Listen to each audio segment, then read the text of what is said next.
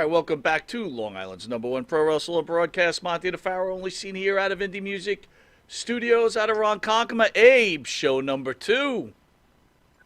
How we doing? Abe, we have a special guest on. I don't think you were around the last time he was on. No, I don't think so. The great John Cena Sr. John, welcome aboard. Thank you for coming back on the show. We've missed you. I miss you guys too. You guys are great. You're awesome. We always had a great time, and I'm very honored to be able to come back on the show. Thanks for asking me on. Well, it's our honor. Jimmy, John Cena Sr. Yes, sir. The man. Mr. John I didn't realize. Cena Sr. The nicest man we've ever interviewed, by the way. Who gets it? Who gets what we're about? I love John Cena Sr. How are you, sir? Thanks for coming on. I'm fabulous, as I say. Looking good. Fabuloso. John, so we were talking before the show, right? You just said you just turned 80, right? I'll be 80 in June. Yep. Unbelievable. I cannot believe the kind of shape you're in, and I swear to God, I thought you were 60-something, or maybe 61. I'm not kidding. I was like, what? Are you kidding me? I guess I should have looked up Wikipedia or something. I'm like, this guy doesn't look a day over. He looks younger than me. Something is in that sauce. Something's in the sauce. Admit it, John. I gotta get the water. All I know is my girlfriend's 24 years younger. What? Ah, there you go. Maybe that might be the secret. That might be the secret. There you go, right there. 24 years younger. That could be it. John, wow. I know you're a pretty religious guy. Is there a possibility when I die I could come back as you? Is that possible? What? No. I think John, people would clear say him one up. of me is enough. One of me is enough, man. They don't need any more. Friggin' guy, the guy's 80. He looks like he's 50 or 49, and he's got a woman 24 years younger. Jimmy, I give up. I give up. She's from Brooklyn, New York. Jeez. Ah, very good. That'll keep you young. Good old morning. That'll keep you young. But they're tough. I'll tell you, they're tough. They're tough. But the key thing, though, Mike, the most important thing about Mr. Cena is that with all those things you described, he's young up here. Yeah. Okay. Mm-hmm. He stays young, but with an educated mind. That's a dangerous weapon right there, because you've got the experience with the youthful enthusiasm. Okay. That's what separates him from most people, and one day maybe I'll get there. I'm trying, man, but this Moronica, like we spoke about before the show, the Moronica is running wild with me. I don't know what to do. Maybe that keeps me young. I don't know. Amen. I think so. Amen. John, there's just a question. Your girlfriend, does she give you flack about like still loving wrestling? Is she like enough already, or what's that like? Well, as a matter of fact, when I first met her, I'll tell you how I met her. I play Santa Claus. I've been doing it for over 30 years, and we were at a gathering at the Blue Ocean. I needed an assistant. They sent her down. That was the beginning. That's it. And then I told her I do professional wrestling too. I do matches. And she said, "Oh, I'm not into that. I don't like that stuff. I don't want that stuff." The old F-bomb stuff. New York is all F-bombs, right? And then now I can't stop her from coming. We go to AEW, once in a while we'll sneak if we can at WWE. I get the shows up here. She's really into it. She's having a lot of fun with it. I think, I say to people, wrestling is like acting, especially for us, you guys that are in the business. Once you get in the ring, it's like getting the makeup on your face when you're an actor. It's in your blood. You never get it out.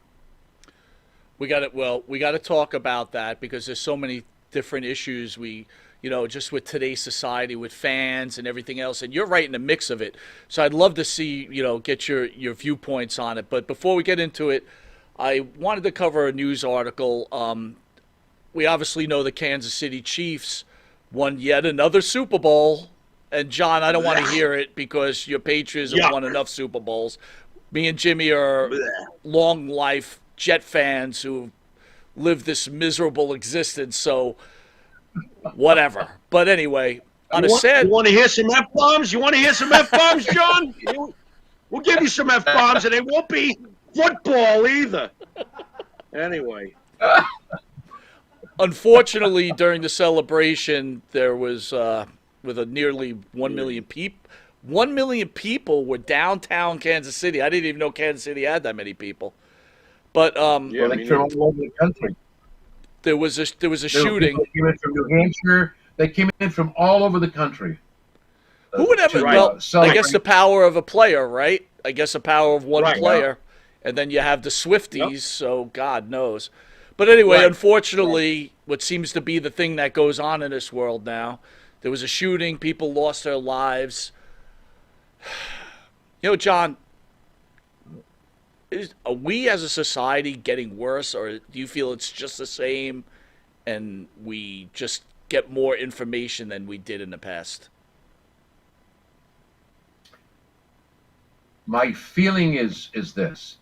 You know, why I have never seen the country or the world in the state that it's in now.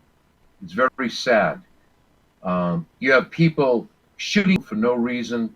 We have people attacking race, color, creed for no reason than hate. This stupidity of this shooting started, from what I understand, over a dispute that spread into innocent people. One mother with two children is dead. They shot kids from age 6 to 14, 21, 47-year-old people, 50-year-old people, 60-year-old people. For what? What is the reason? And then you find these other people that say it's in their logs, or society makes it so easy. We've got to be easy. You can't ban this. You can't do that. They make guns now with 3D printers. You know, you can't stop it, but there is a way to protect people from it by being stricter, by making the laws stricter to obtain the firearms. They're going to get them no matter what you want. But when people plan, they actually plan to go into schools, to go to these events and commit these crimes because they want to be, you know, I once wrote a newspaper article when I was in college, and I think it's rather apropos today. I wrote it that we are no better than the Roman Empire. If you look at where the Roman Empire was, the greatest in the world, and what happened? Rome fell because people refused to defend it. The interior of the society became corrupt. Things were allowed that shouldn't be. There was interior fighting. And so Rome fell because there was no way to defend it and no way to protect it. Its people fought amongst themselves. I tell you what, I make a prediction. I hope it never happens. I think the next war you see is going to be a civil war in this country. Mm. It's that bad. People now fight over the stupidest things. You know, I can't believe it. People get out of their cars and shoot people. People go to supermarkets and shoot people. They go into Walmart and shoot a cashier because they didn't speak to them the right way. Beat up somebody at McDonald's because they get the wrong order. What's wrong with this world? What is wrong? We've lost all sense of direction. We've lost all sense of self-respect and respect for what's around us. And I hate to say this. I raised 5 sons. It all begins at home. And, you know, I may be wrong, and you guys can bury me on this if you want. You know, I'm not with all for the answers. It started when we took the Pledge of Allegiance out of classrooms and when we stopped some prayer. And believe me when I say, I don't force religion on anybody. What you believe, you believe. Whatever gets you to where you have to be to give you the daily strength you need. And that's when I do weddings. I say, let's offer up our prayers now for a moment. For whomever it is you seek your daily strength from. It could be that tree next door. It could be that picture of that Indian behind anybody. It could be anybody. So we've lost all that. Society a different direction. We're headed in a direction that is destructive. Look at the Roman Empire. It's exactly the track that we're on. Jimmy, what are your thoughts? Well, as I hear John talking, maybe we can take this prayer home tonight when we're done with the show. When I hear John talking, and when I hear the way John is speaking, and most importantly, what John is saying, I pray that one day there will be someone who comes along, and it doesn't matter what party he comes from. I pray that one day somebody comes along who speaks the way John just did, where we can all see the common sense in what the man is saying, and we can all feel the same way about that man. That's when this country will be one again, because common sense is what freed us. Common sense is what has kept us intact, and common sense is what we're losing nowadays. There is no common sense. And if you don't, everything John said, you cannot argue with. Okay? It says under God, indivisible. It says in God we trust on the money. I'm not telling you what to believe, but if you're just strictly talking about good and bad, why would you want the bad to run wild the way it has? Don't you know when enough is enough as a society? Don't you know that your neighbors at the end of the day face the same mortal things we all face? We're all heading to the same destination. And if you think that there's nothing at the end, that's your free will to feel that way. But I prefer to think that there's a much better way after this way. And the only way to get there, the best you can, is just to treat that other way right here and now. Okay? Care about those people around you. And I pray that one day we'll have a politician stand up there and carry himself and speak the way John just did. Because that's the kind of talk that will unite us again. I agree with what both of you are saying and what John said.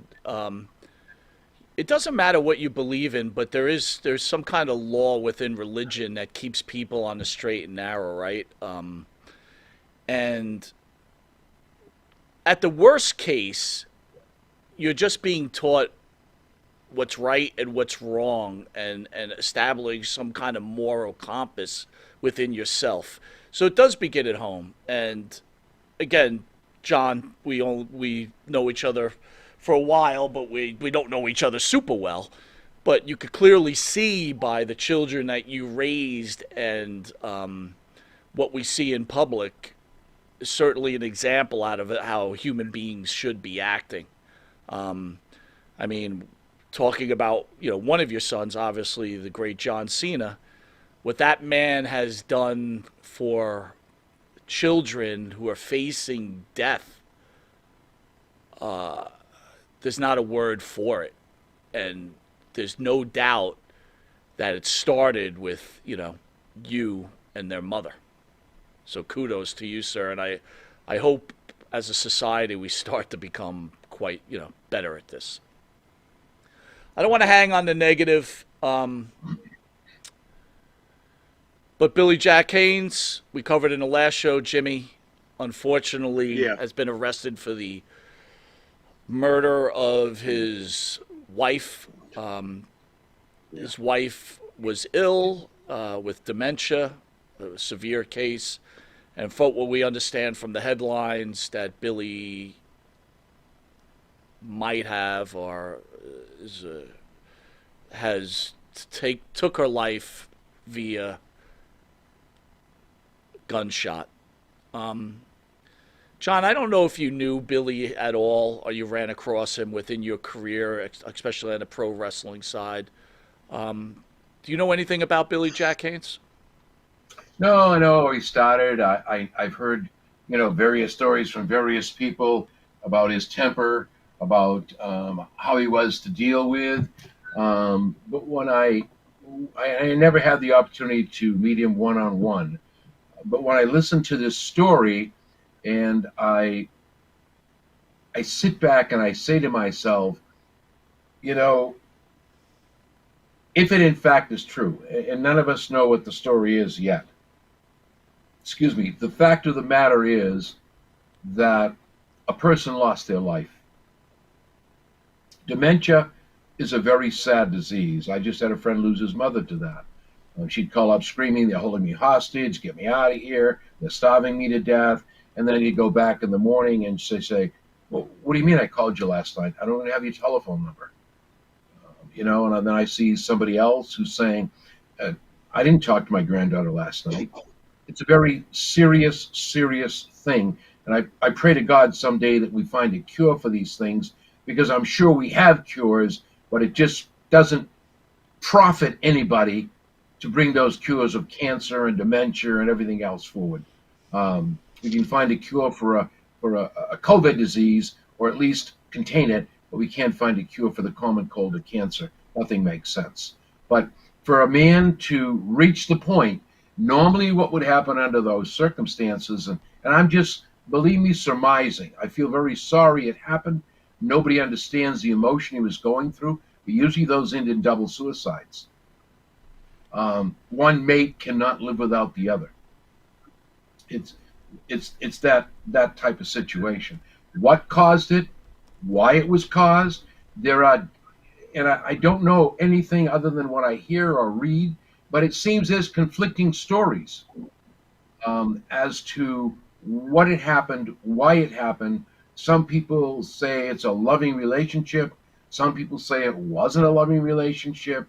You know, I guess I guess we're going to talk about another scandal with the WWE. But the thing is, I always say, there's three sides to every story. There's yours, there's mine, and there's the truth. And what we're after now is getting the truth. What really happened? What forced this man to supposedly, and we do a lot of crazy things for love. And when you love a person that much and you can't stand to see that person suffer or go through what dementia causes, and it's cruel to watch somebody decay with that disease. Maybe that's why people do what they do. Hopefully, we'll get the story. Hopefully, we'll understand. But for myself, I just don't know. Like I say, I've heard Dutch talk about him. I've heard other people speak about him. He seemed to have a short fuse. He was quick and easy on the draw, fast and so who knows? Only God knows. Only He has the answer to what happened and why it happened. Will it be believable? Only God knows that too. If it was a case of I didn't want to watch them suffer anymore, well, I don't know how you justify that. I don't know what I would do in that case. I really don't. It's difficult enough to walk the path without taking somebody's life that you love so dearly. And that's why I say, when you read most of these things, elderly couples doing this type of situation, it usually ends in one or the other or both being demised. So I don't know the answer to that one. I really don't. I don't know if you've got any more feedback on that, if either of you know any more. I think it's a bizarre story. I really do.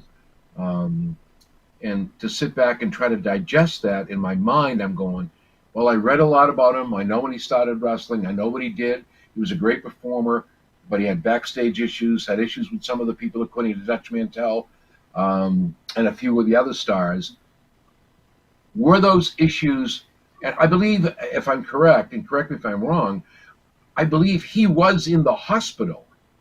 He had just suffered a fall, and he signed himself out, from what I understand, because he couldn't be without his wife. And went home, and that's when this situation started. The thing that confuses me on this issue, and again, I know very little about it, is why it took 2 hours to get a man out of a house. If it was a case of mercy killing, is that a good word to use? I guess that's the only word I can think of. That's what Jimmy and I. That's what Jimmy and I were discussing. It could be a case of, again, we don't want to speculate, but in my mind, we met Billy twice. I spoke to Billy, I don't know, a handful of times on the telephone, just in general conversation. It could be a case of mercy killing, John. I mean, me and Jimmy we were discussing that earlier. Well, if that's the case, and again, let you and I, somebody has to be the devil's advocate, so I'll be the devil's advocate, I guess. Sure. So if you perform that function and you remove that person, when the police come to your house, why does it take 2 hours before you let somebody in, or 2 hours before you surrender? I don't. That's the one thing that I can't, in my mind, figure out. I mean, it's done. You did it out of love, and I'm sorry I did it, but I couldn't watch her suffer anymore. Here, take me, take me, come in and take me. Just make sure you take care of my wife and allow me to do what I need to do to give her her final resting place. These are things that kind of sit in my mind that it's kind of like sifting sand. There's some big lumps in that sifter that won't go through. And those are one of the things that sit in the back of my mind and say 2 hours before he finally came out or allowed people in. There's something illogical about that. Well, Definitely illogical. I'll let Jimmy speak to this, but I will say that um, in the few times that we've met Billy, and the few times I spoke to him, there's certainly, John, when you speak to someone, you could feel like something's not exactly right. There's an Yes. uncomfortableness that you get from somebody. That's what I got off of Billy. Seemed like a very nice guy, don't get me wrong, but there was something off. Jimmy, do you want to add on to that? Well, since we're exploring the possibility that this was possibly a mercy killing, the only thing I can think of is that when he took her life, he took her life, but maybe he wasn't ready to leave her.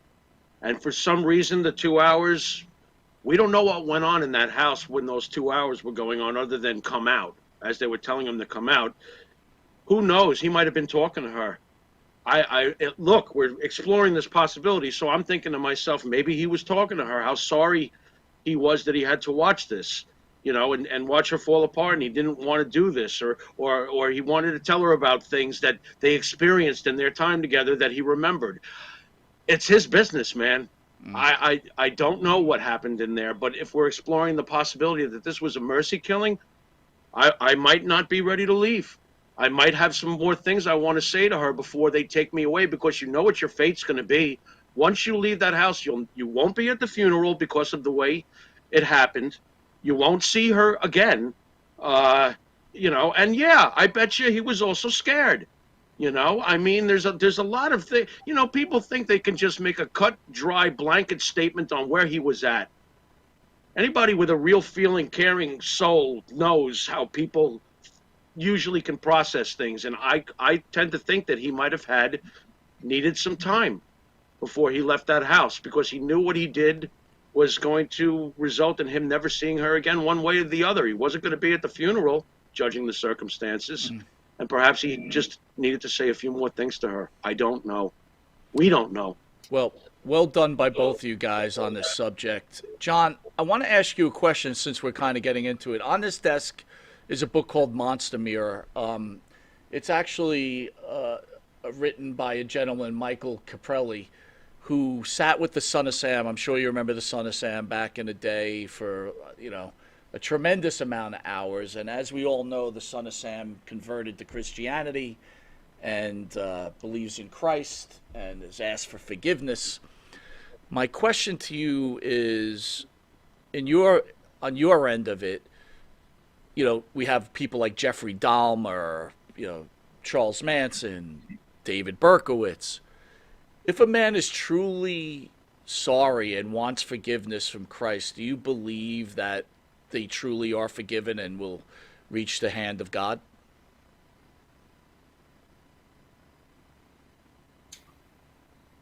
I guess what I have to say is that if we go by scripture, I guess Jesus said everyone can be forgiven. All they have to do is ask. But I think the key to that is true remorse, truly want to be forgiven for what you've done. Um, you know, I think that sometimes people that perform these heinous acts at the end might have this revelation and fear that what happens after I'm gone and where do I go?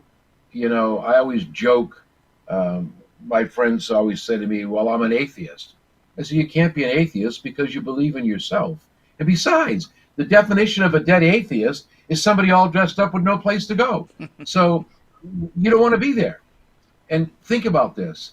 You've got a man now that commits murder, a man that says he's religious, that believes in Christ, that believes that Christ is his Savior and his Lord.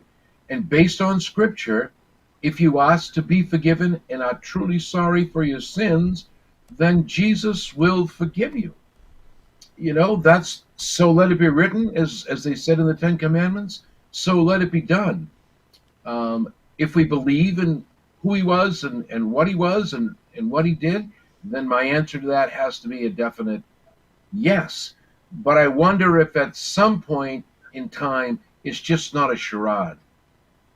It's just like, I don't want to face this death. I don't want to be hated by people for the rest of my life. Did you really find salvation? Did you really find the meaning of forgiveness? I think one of the most difficult things in the world is you and I as people to forgive, to truly walk up and hug somebody and say, "It's okay. What you did is okay. I forgive you for what you did." That takes a lot of guts. It takes a lot of courage, and people are not forgiving. My old saying is, in order to be forgiven, one must first forgive. That's the way it goes. Yeah, that's a good shot, I guess. But I would say that if he truly is remorseful and he truly is turned to the Lord, then I would say the Lord would not abandon him and would save him. Other people will sit back and say, "Wait a minute, that man murdered all these people. He deserves to go to hell." And if we go back to Scripture on that, and believe me, I'm not a super religious guy. I believe in what I believe in. We were joking the other day, it was Ash Wednesday on Valentine's Day, and my girlfriend, I don't know if you can still see it or not, but my sister even saw it today when I brought her something. She said, "You got a cross on your head. For some reason, it won't wash out." And so my sister's very comical. She said, "That's because you need a lot of help." And I said, "You can't be far off." But when you think about forgiveness, again, we as society sit back and can't understand this word. We're all guilty. I stand guilty as charged. We don't want to forgive. Hate is what we thrive on. An eye for an eye is what we thrive on. So if somebody commits a heinous crime, and I remember when I was in college, my psychology teacher, I was writing a paper on capital punishment in favor of it, and she was not. And so I said, "You're not in favor of killing or getting rid of a person who's committed murder, who's destroyed people." I said, "So what I'm going to do is, let's use this example. The first thing I'm going to do at night, I'm going to sneak into your house. I'm going to tie you to a chair.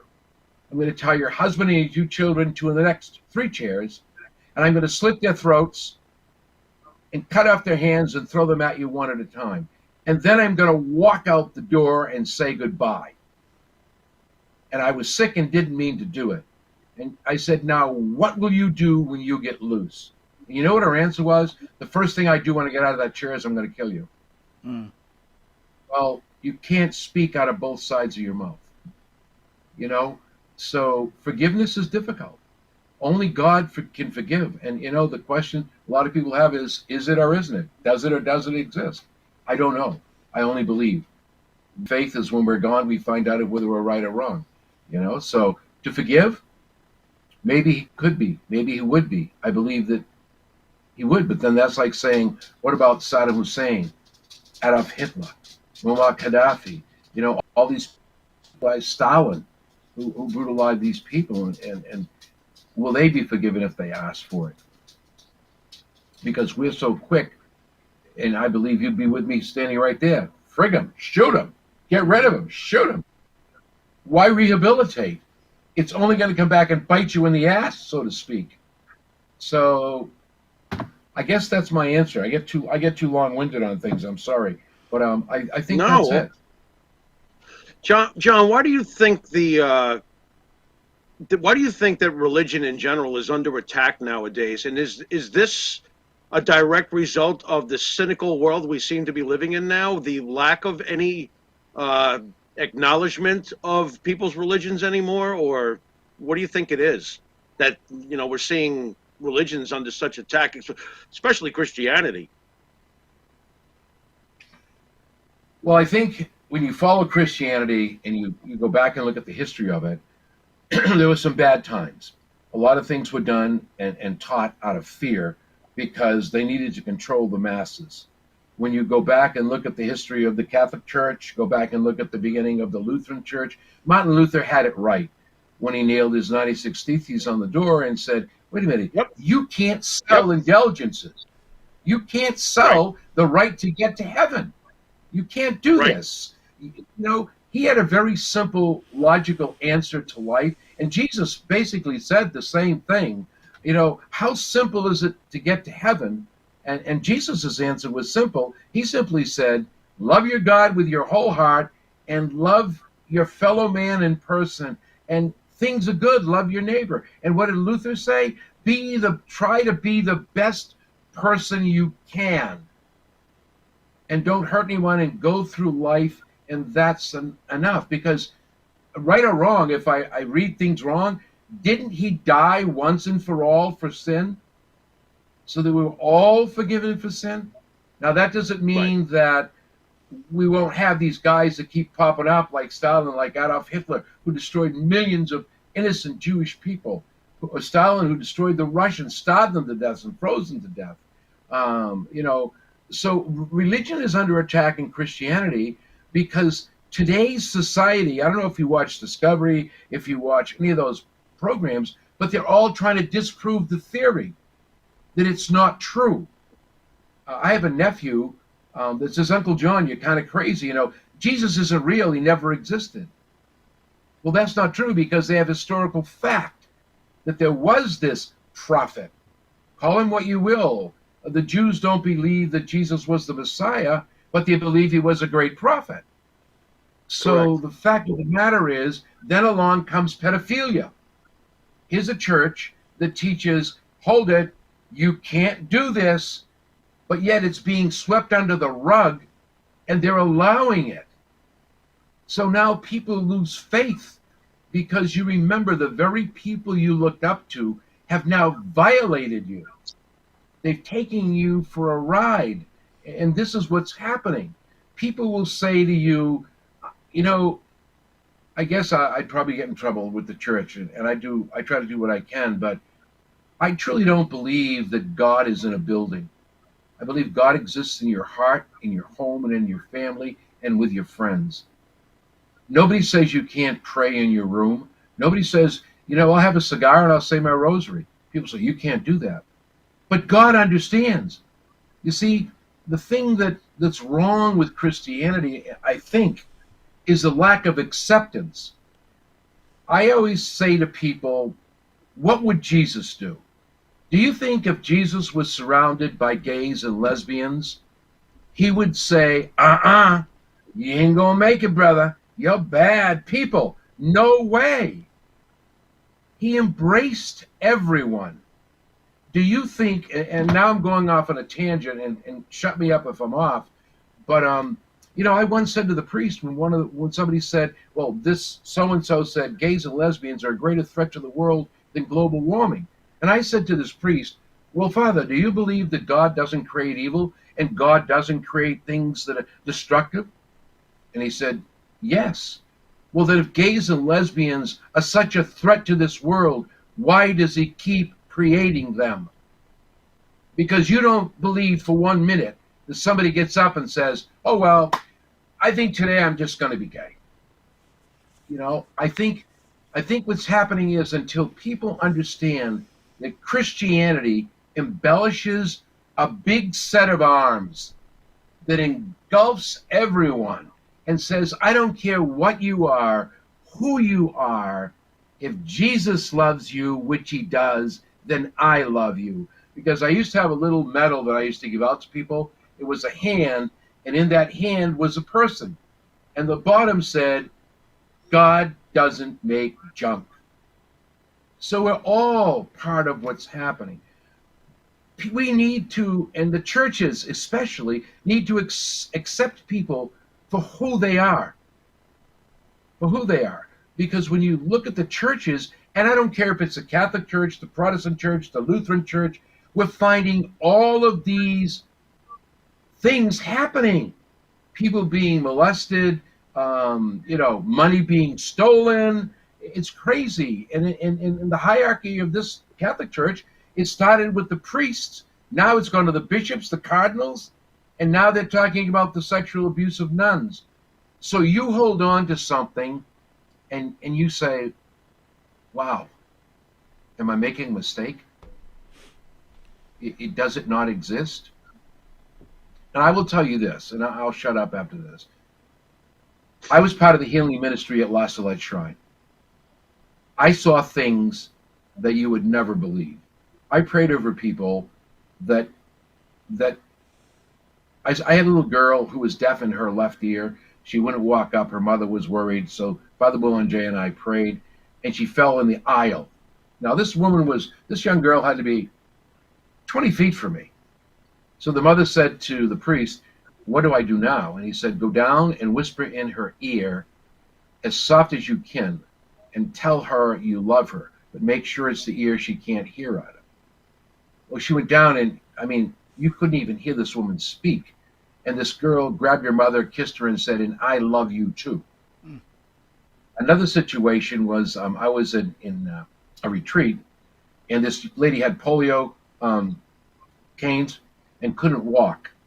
And I said to somebody, I think tonight that lady's going to get rid of those. And they said, you can't say that. And she started walking, and I said, get rid of them. And she dropped them. And for 3 days, she never walked. She never used them for 3 days. What happened after that, I don't know. So for you to tell me that something bigger than me doesn't exist, I say you're a liar. Even Descartes, the greatest thinker of the world, Descartes, said, finally, there's something bigger than me. Call it whatever you wish. Call it God. Call it the tree. Call it the sky. There's definitely something that's bigger than you and I. And I've seen it with my own eyes. And, I doubt. Believe me when I tell you I doubt. I'm not this saintly person. I know who I am and what I am. I believe in what I choose to believe in. I don't tell you to believe in what I believe in. I joke when I do weddings. They'll say, so what religion are you? I say I'm Roman Catholic. I roam from one church to the other. So it's like, it's kind of like I do what I want to do when I want to do it, but I never have lost touch with somebody bigger than me. I remember when I was going through my divorce, I had no money to buy food. And and when I pray, I guess I do it different than most people. I just kind of sit and have a conversation. I can remember sitting in my chair with a cigar and saying, God, I can't take this shit anymore. How am I going to buy food? What am I going to do? You got to help me. Somebody has got to help me. Please give me a hand. And I swear to God, and I tell this story all the time, I walked down to my mailbox, and I had forgotten I had taught a class, and there was a check for $600 in the mailbox. Mm. It's like I say to people all the time, now we're talking religion, they say, prayers don't get answered. I pray for all this stuff, and it never gets answered. Well, you know what? My answer is simple, and maybe it's wrong. God never, ever fails to answer your prayers. Maybe he doesn't answer them the way you want it, but God will always give you what you need, not necessarily what you want. And if you believe that, and you have a little bit of faith like that little mustard seed, and sometimes I don't even have that, believe me, my faith is so weak. I doubt so much sometimes. Then I think it goes on. What's happened is people today have become too busy to take time for religion. They've become too busy because now they work 6 days a week. When I was a kid, we had the blue laws. Do you remember those? Mm-hmm. Everything was closed on Sunday. Right. And being Italian, one of the things we had to do was go to Mass. Then you had Sunday dinner. So you had ma familia. There was family time. You had CCD, catechism class. We don't have that anymore. Parents don't practice what they believe in. There's the old joke, and maybe this will answer it, I don't know, but there was a rabbi, a priest, and a minister, and they're all talking, and the rabbi says, you guys have trouble with bats? And they go, yeah, we all have trouble with bats. He said, yeah, I just had the exterminator in the temple, and he got rid of the bats, and 3 weeks later they came back. What about you, minister? He said, me, I got the same problem, he said. We have this church, and there's an attic up there. I paid the exterminator, and guess what? The bats are back in 3 weeks. He said, what about you, Father? He said, well, the last time we had bats, I walked up into the belfry. I gave them their first communion, confirmation, and said, God bless you, and they haven't been back since. So that's what happens with Christianity. Because we don't continue to practice, we don't teach it in the home, people are losing faith in it. The younger generation today, whether they believe in God or not, I choose to believe that they do. I choose to believe also that they don't believe in organized religion.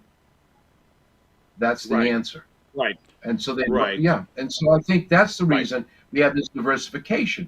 And until religions, and I'm Roman Catholic or Catholic, until the church understands what divorce is really all about. And it's not about an annulment. It's not about saying Jesus said, what I put together, let no man put asunder. If that's true, then you can't grant an annulment. Nobody can. Nobody can divide a marriage.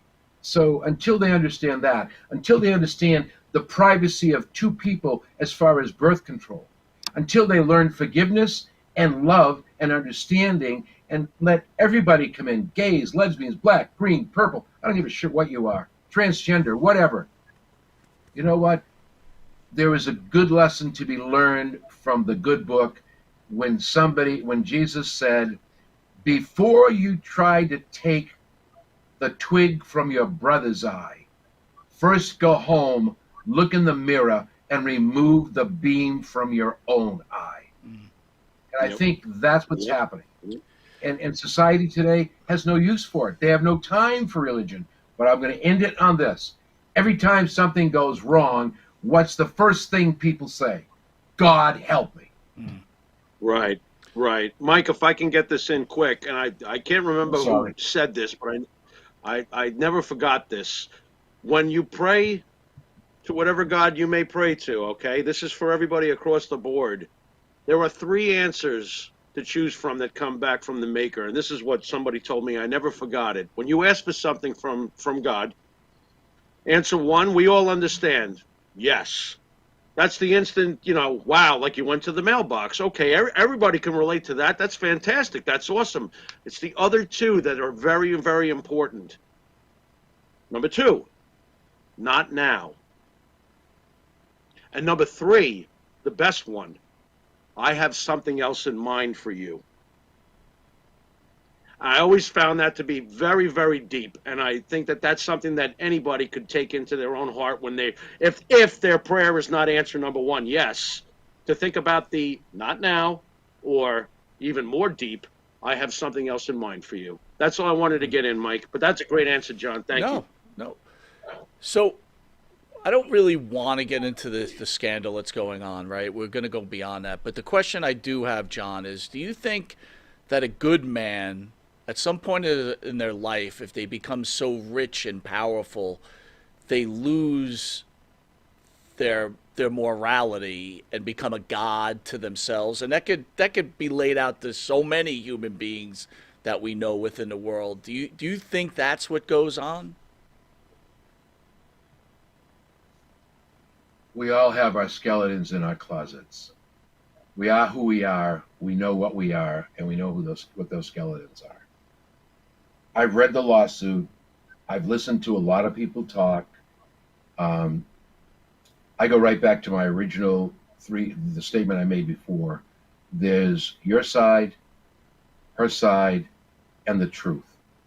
So there are many things that make my mind ask questions. How factual is it? Did it really happen? It seemed to happen at an inopportune time. All of a sudden, this blows up. Does money make a difference? Does age make a difference? If any enhancement drugs were taken, did that make a difference? I can only say this. I myself sit back and say, I can't believe it. I've met him. I've known him. I respect him. People are going to hate me for saying this. I know that. And I'm not trying to kiss anybody's ass. I'm not trying to cover any fluff. I'm just telling you what I see from my perspective. I just think it's very crazy that all of a sudden this pops up. I think if what we're hearing is true, I think it's crazy to spend $19.5 million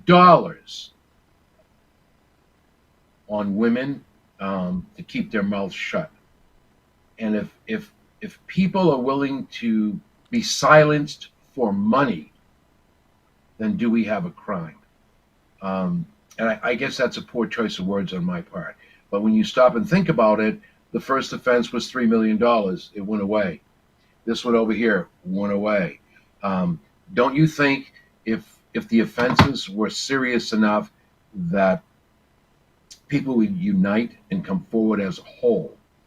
I don't know all the facts. I really don't. I'm not a lawyer. I've listened to people talk about it. I've listened to lawyers speak about it. Where it all ends up, I don't know. All I do know is this, that a man and a woman's reputation and an organization's reputation have now been severely scarred and marred. Intentional or unintentional, it's hurt a lot of people. I don't think that was ever the intent. If any of this is true to the point of deviation that I've read, then I have to say I feel sorry.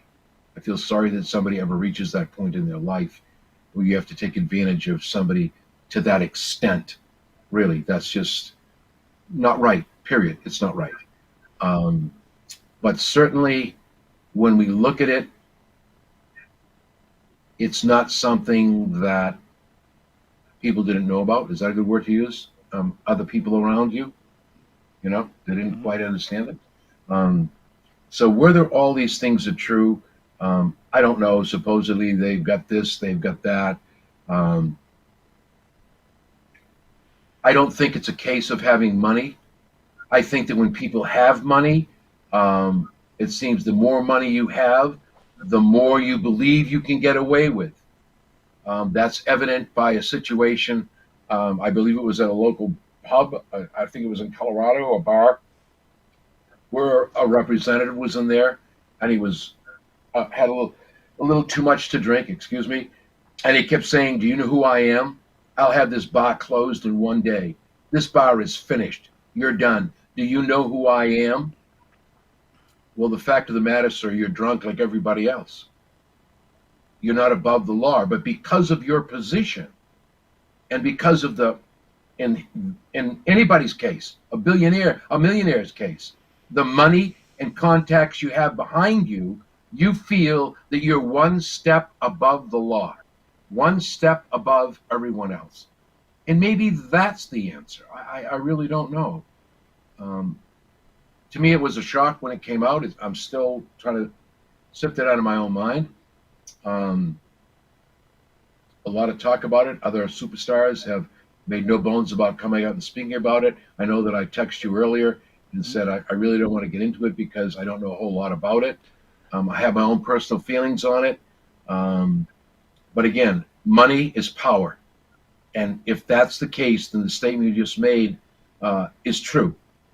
If you have money, you have power. And when you have that, you believe you can do anything to anyone and get away with it. My answer to that would be absolutely yes.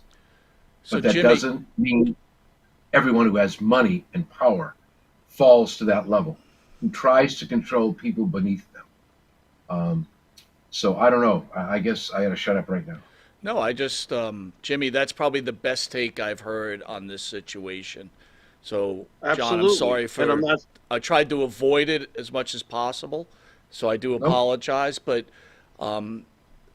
that was probably the Well, best take I've heard on this on this situation.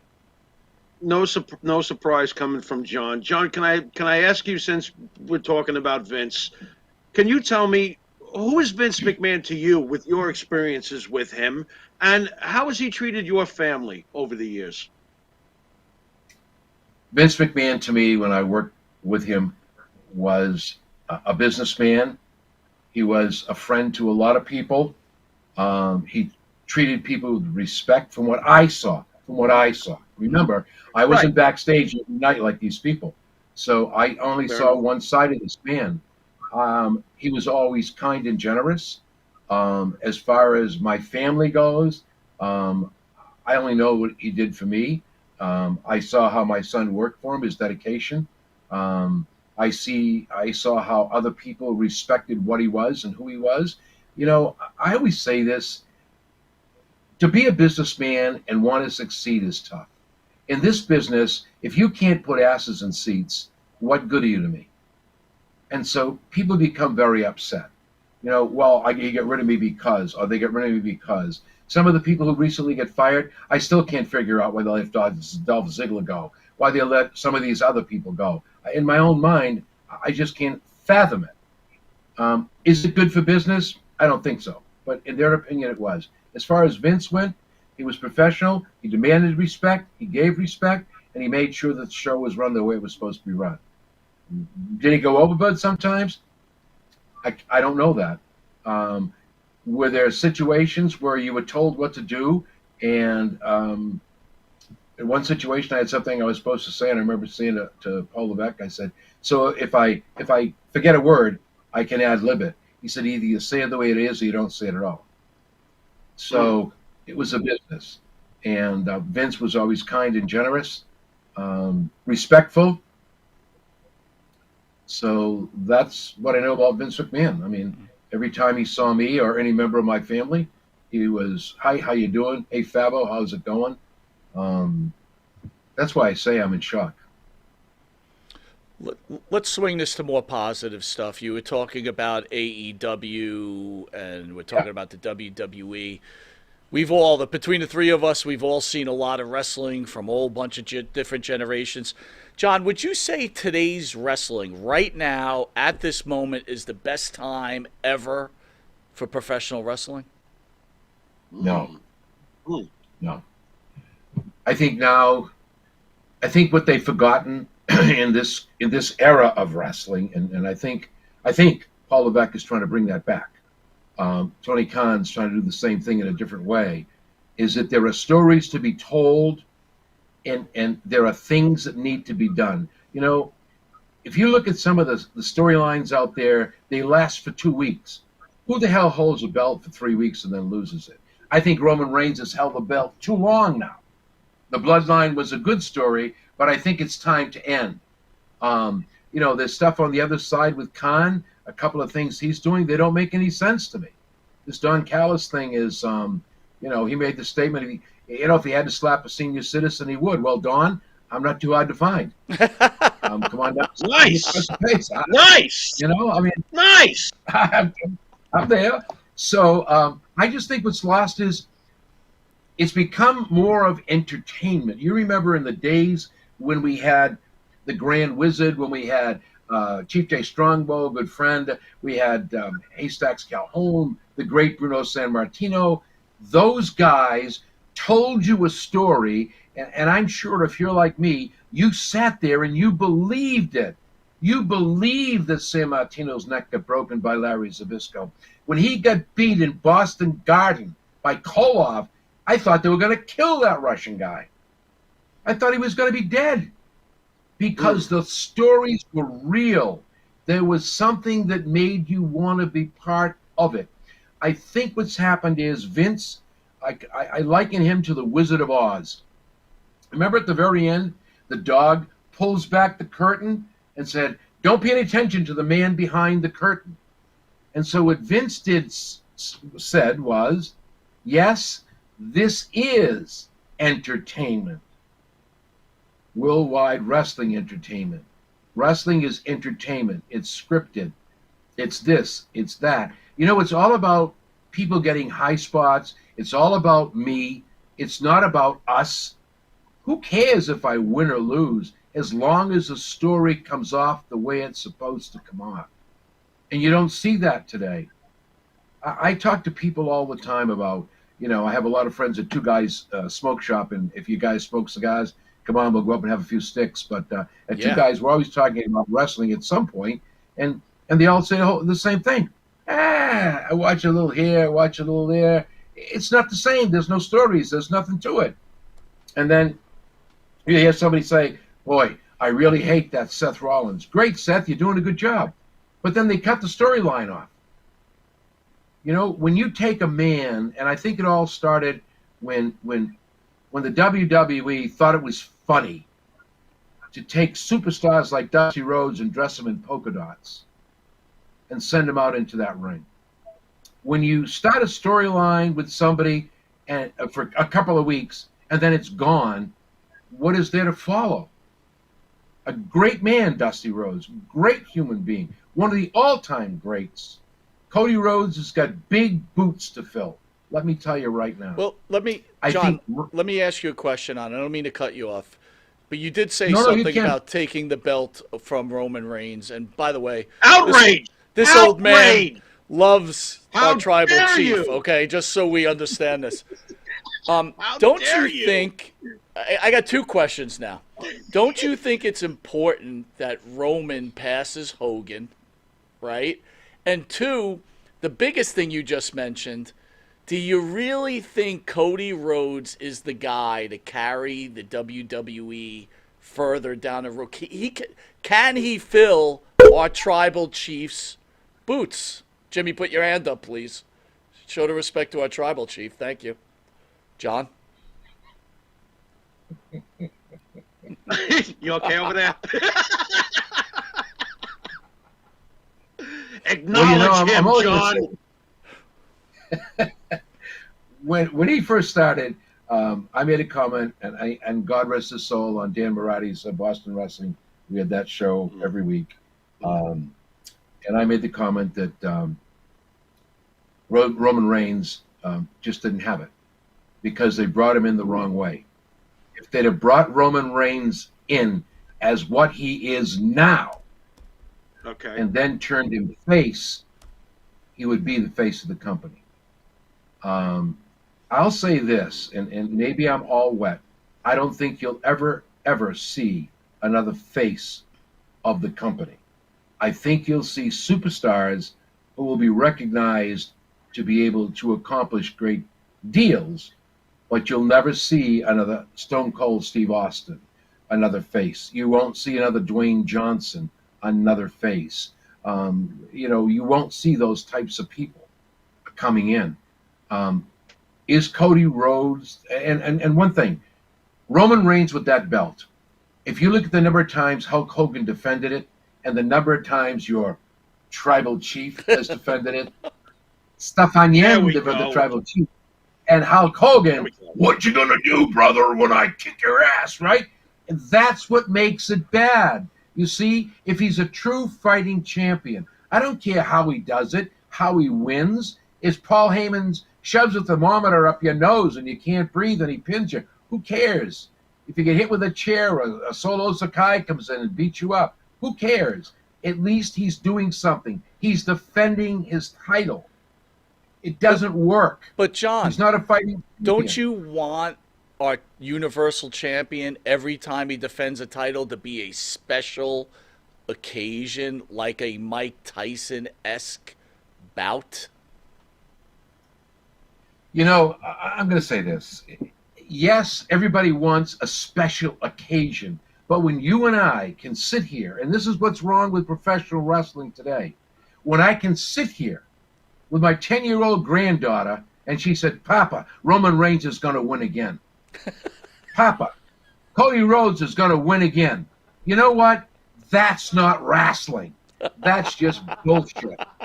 And so, and I'm being very open-minded, right? I'm sorry, but I think at some point, this is not about a champion. This is about they want me to beat this man's record. They don't give a damn how I do it. He's beaten everybody else's record. But now they want him to beat Hulk Hogan's record, and then he'll drop the belt. Right. Well, what about John Cena being 17-time heavyweight champion? Yeah. What about that? Yeah. You know, Yeah. doesn't I'm just using that as not because he's my son. Forget he's my son. Right. What about Yeah. it? Let's look at all he's done, how he's done it. Where is that reward? Now, Cody Right. Rhodes. You Interesting. asked me about Okay. Cody. When I was getting my ass kicked by Randy Orton in that ring for the main event, who came to my rescue for the first time? It was Cody Rhodes. And when they did a gimmick on what did Cody Rhodes have in his bag in the locker room, he had Fabo bucks. So is Rhodes the guy? He's got the look. He has the determination, but does he have the endurance to keep putting the asses in seats? Because what Right. I see with professional wrestling is people tire quickly. Unless it's interesting, captivating, and mystical, it doesn't work. Will he ever become the face of the company? I make my statement again. I don't think there'll ever, in professional wrestling, be another face of the WWE, Is it, AEW, TNA, whatever it is. There won't be a face. John, is it fair to say, though, that Roman Reigns, during this run, has kept the fans involved? He has. I think He has. I think it's fair to say what I hear on the outside. I'm tired of it. Oh, you're I'm mean. tired of it. You're so mean. That's Because fair. the wins that Roman has had have not been accomplished on his own. One, not good. Not good. If he wants to be recognized for what he is and who he is, the tribal chief, because what did Dwayne Johnson say? The real tribal chief is here, right? And that's going to be a beautiful storyline. Reigns, Cody Rhodes, and your tribal chief, right? I just think that it's being handled all wrong. That it should have ended a long time ago. I thought it was going to end. I thought Solo Sakai would be the guy to dethrone him, and then Cody Rhodes would come in and take care of it on the other side. Now we have The Rock, Dwayne Johnson, back in the mix again, which is, I guess, okay, because my prediction is, and I think the world of Dwayne Johnson, I do, and The Rock, but I don't think this time he's going to go away. It's not going to be one and done. Oh, I don't think you're going to see him Cool. go away. Okay, John, I got to ask you. Okay, Mike and I have talked about this a lot. Is your son the last great face in the history of the WWE? Because we do put your son on the level of a Hulk Hogan, before him Bruno, Stone Cold later on, a different kind of good guy, but still a good guy nonetheless. He's a face, one way or the other. The Rock.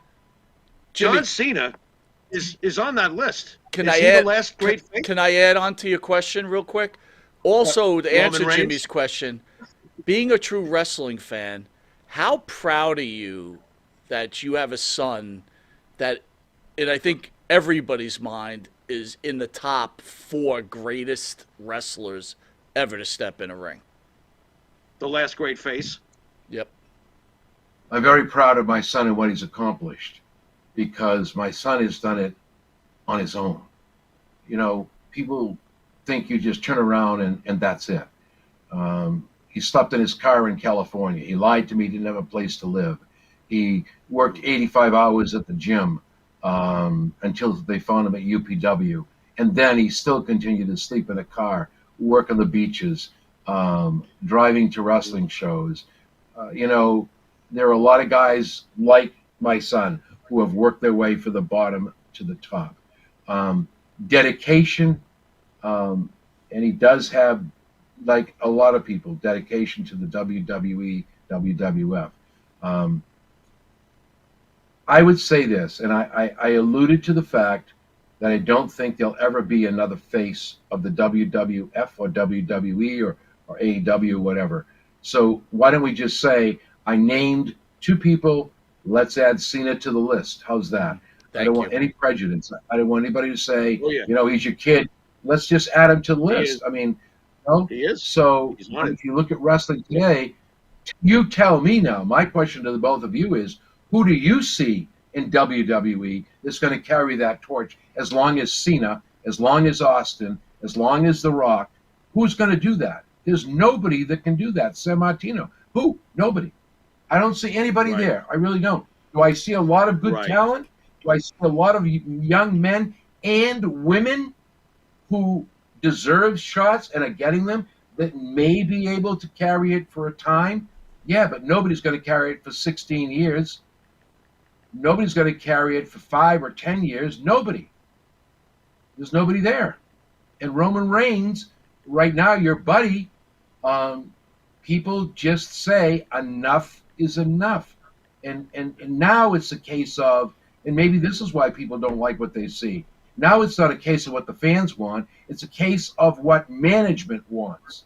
They want to destroy Hulk Hogan's record. Well, good. Have a nice day. Enjoy it. John, I love you to death.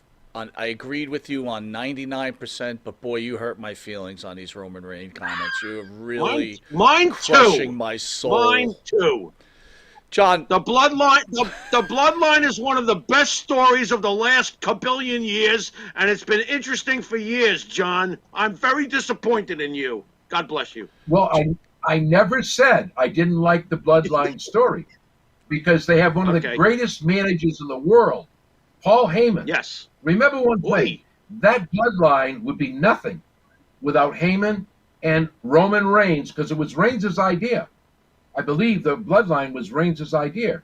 So Reigns is good at what he's doing, but now, like anything else, it's like you and I go into an ice cream shop, and every day we get as much ice cream as we want. How long will it be before you say, hold it, I've had enough ice cream? Because you've had people out there that were able to beat or should have beaten the tribal chief but didn't.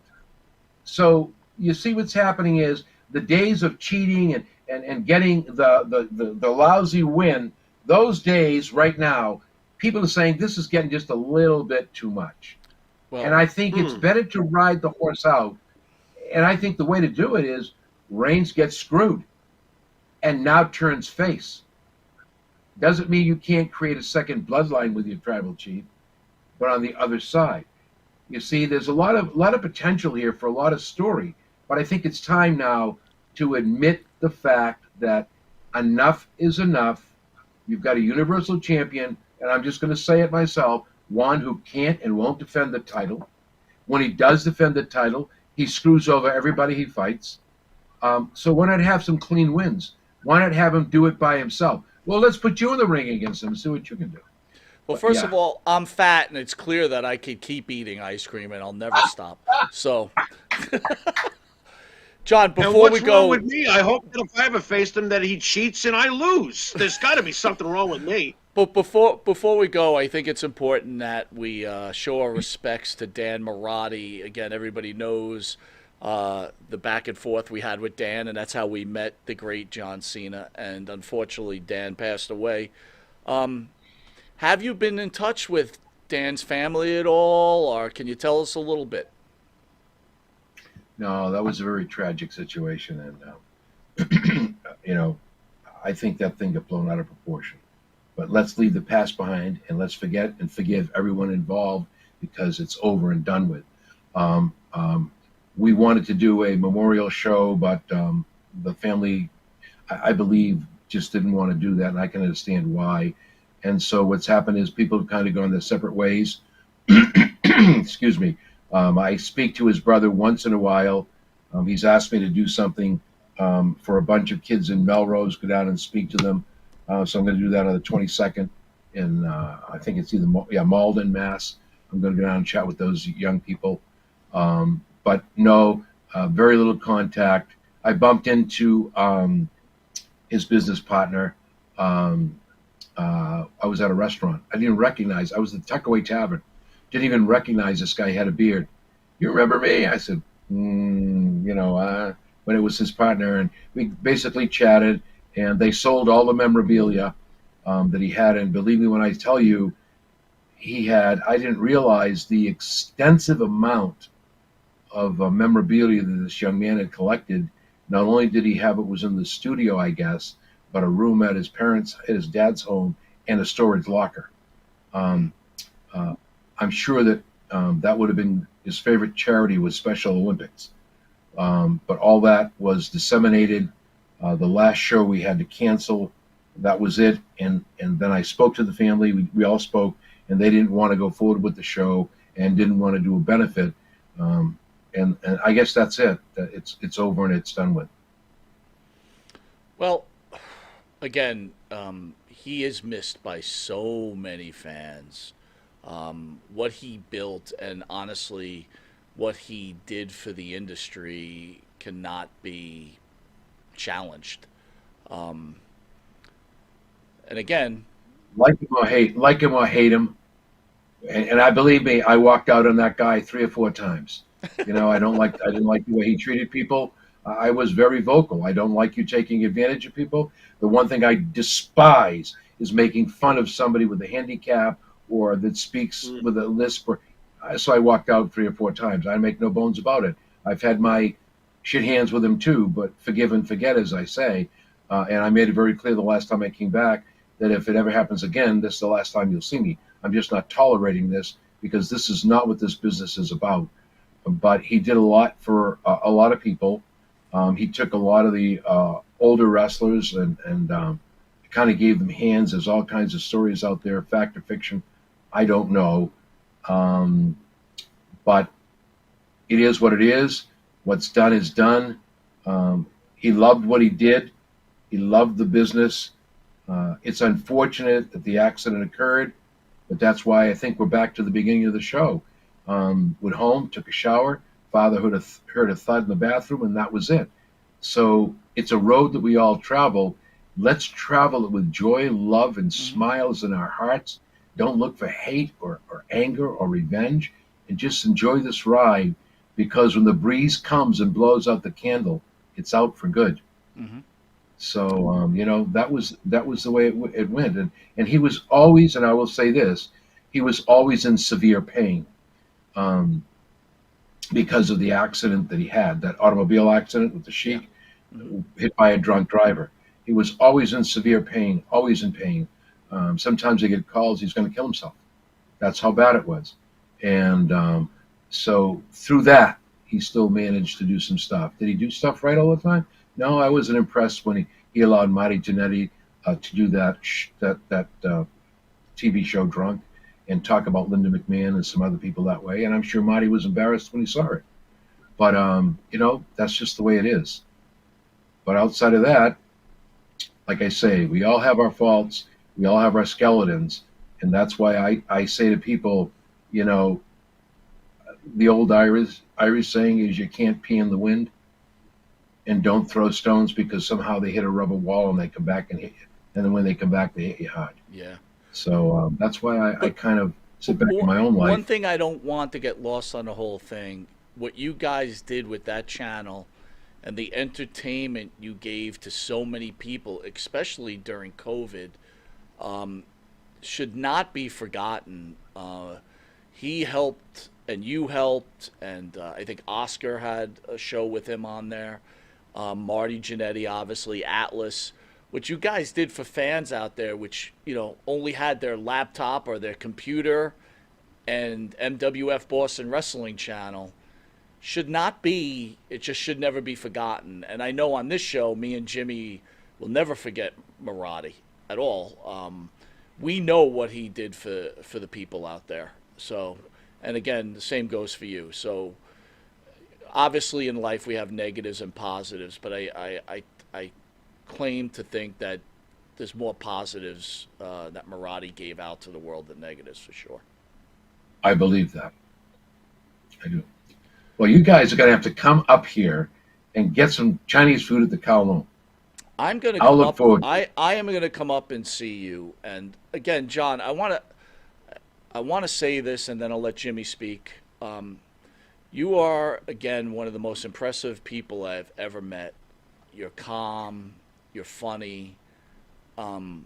And again, it's no wonder that all your sons turned out as great as they all turned out to be.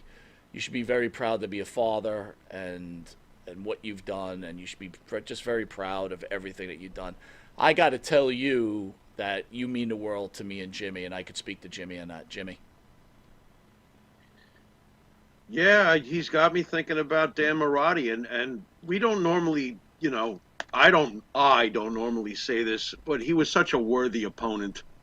He really was because his product was good, his guests were good, and at the end of the day, it was a terrible tragedy. John, I just want to thank you because you're right there with, and Mike knows how we feel about Bob Backlund when he came into the studio. You are right there as far as just an absolute pleasure to talk to. You're rational, and you get what we're doing and have been doing for years now. And I really really appreciate the fact that you're a gentleman to us, because most people think we're lunatics, but I really do appreciate everything about you. Thank you. Well, thank you, and you guys are brothers to me, and it's an honor and a privilege to be allowed to come back on your show. And please, my door is open anytime. And again, it's great to see the both of you. You're both looking good. Stay healthy. Be well. Be safe. John, before you Thank go, you. we have a couple of different shows on the channel. We have a guy from Boston. His name is What a J Joe Lowry. Did you know Joe? What a day. Jay, Joe Lowry. I'd have to see a face. Well, let's see what he thinks about that you don't know him. What's his thoughts about you not giving him any props? Joe, what are you thinking? Oh, You just upset Joe, man. That's just Look at that's not right. That's not right, John. John, thanks again. God, Thanks again for joining us, man. what a We love day! you. What a day. Oh, Thanks, Mr. Cena. thank you, John. thank you. Jimmy, Look at you, Mike. What are you doing? Oh boy, your phone's going to be ringing off the hook all night. the great John Uh, Cena Sr. Absolutely, What are you thinking? man. I'm thinking what I said to him. He's right there with Backlund. I mean, as far as a feel-good interview, the guy's fantastic. He's very, very intelligent. I mean, it's really hard to argue with a lot of the things he says. And more importantly, the way he says it. Hmm. He's Captain Composure. I mean, what's his secret? How do I get there? you know? Yeah. I mean, he wrote me and he said he really didn't want to go into the McMahon stuff, and I totally get it, right? It's like, Wait a minute. He brought him up. but He brought up Vince. that's what I'm saying. That's the amazing thing about him. I think as Right. he was thinking, he's Right. like, you know what? I've got to say what I have to say. And boy, if Right. I'm anti Vince or pro Vince, right? Right. You listen to that, right? You're just in your head. You haven't spoken to anybody. And it's like, I'm going to listen to John Cena on this before I Right. even spout a word. Right. Boy, oh boy. Right. He flattens you out. Yep. Yep. You know what? I'm actually very proud of this, that John felt comfortable enough to talk to us about. He trusted us to talk about this, and I'm very happy about that. He showed faith, and of course, people run away with our opinion on how we feel about Vince and stuff like that, but he trusted us. And we didn't charge through the door. Okay, now let's say all these outrageous things and blah blah blah. No, it was an intelligent conversation coming from an intelligent man, and it was great. I really really loved it. I can't wait to watch it on the playback at some point. It was fantastic. The one thing he gave me clarity on, Jimmy, and it hit me when he was speaking. I bitch and moan about these anti Vince McMahon guys, right? Right. And I realized I'm this major pro Vince McMahon guy, which I've said, right? Because Vince, again, as a young man, I looked up to Vince McMahon. So it's almost like you're getting these rumors about a family member, you're like defending them. So I realized when John was speaking, I was like, I'm as guilty as the anti Vince McMahon guys, because I'm totally like, I won't listen to the other side because I just believe in what Vince is. But now he Right. gave me clarity, is like, level it out. Right. Like you've been saying since the beginning. Let this Right. all play out, and then Right. leave yourself to make decisions on what's going on. Right. I Right. wanted- Yeah, but what you a know day, what, too, Joe. Mike? Do you think that was a good comment on my end or no? I don't think so. Look at that. I don't think he's going to like it Oh, at come all. on, Joe. at Come that. on, Dude, he is disgusted with you. What is wrong with you? man. Oh, I mean, man. If we rolled our eyes, nobody would see it because we're wearing shades. So, but man, I'm rolling my eyes right now. Do you see me? I'm like, oh. Jimmy, here's what I'm going to test you with. I'm away on Okay. vacation with my wife and my daughter and her husband next week. Abe has the week off. You need to pick a partner for next week and do the show. So get prepared. What? Yes. How? How am I doing that without Abe? No, you don't need Abe, right, for this. We'll figure it out. But I just want to Abe, make how sure. does that feel? I don't need you. I want to. I want to make sure that everybody is aware that Jimmy will be picking a co-host and be running the show next week. Jimmy, again, two very great shows. Joe from What a Day, seriously, we love having you on the channel. I hope you didn't take our banter on you too seriously. It's all in fun and games. What do you think about my apology, Joe? Eat shit, Monty! He's not accepting my apology. Joe, I'm so sorry. Joe, please forgive me. Oh, man, this guy. You think he would have listened to one thing John Cena Sr. had to say about forgiveness? Just one thing! Just one thing, and he won't forgive. All right, Jimmy, send us out. You've been watching Monty and the Pharaoh, and until next week when I supposedly try to do this on my own, later. Love you all.